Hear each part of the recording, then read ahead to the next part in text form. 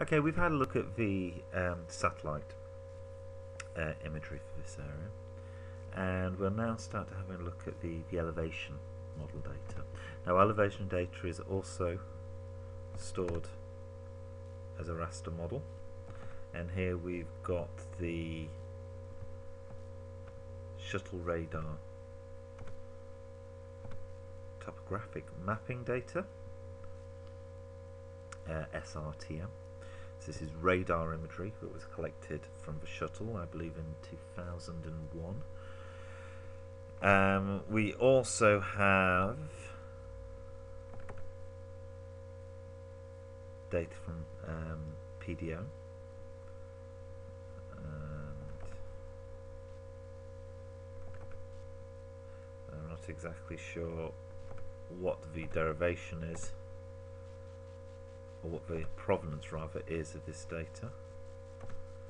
And we also have Cartosat, which is an Indian remote sensing satellite.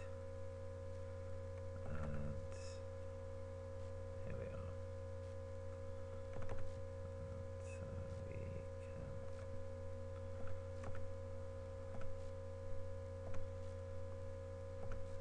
Now, the difference between each of these different elevation models is to do with the accuracy of the data.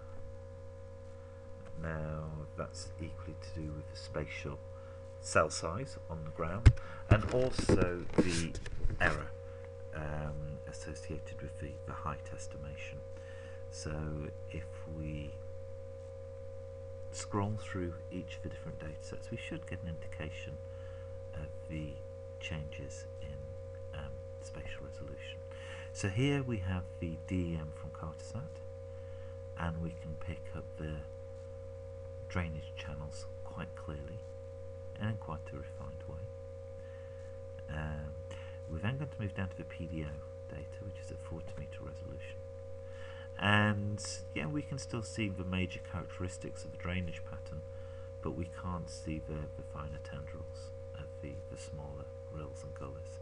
And then when we go down to the SRTM, it's a much blockier data set because the cell resolution is larger.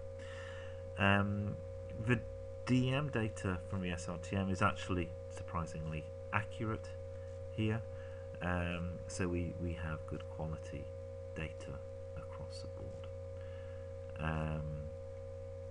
Now, there's a variety of things you can do with your elevation data, which is to create contours, for example, or look at slope type or aspect type, which direction the landscape is facing or elevation. And so they can become very important for when you're calculating derivatives about what's happening in the landscape. So it's possible to look at solar illumination models and see how that leads through to heat capacity in the landscape, because if you're in a cell or an area which is mainly facing the sun, it heats up more during the day. And so if we are interested in shade-loving animals or shade-loving plants, we can determine which areas of the landscape are more in shade than others, or which areas of the landscape build up a larger heat capacity during the day.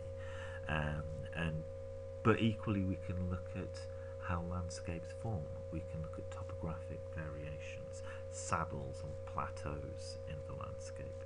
All of these are, again, potentially very important for environmental subdivisions.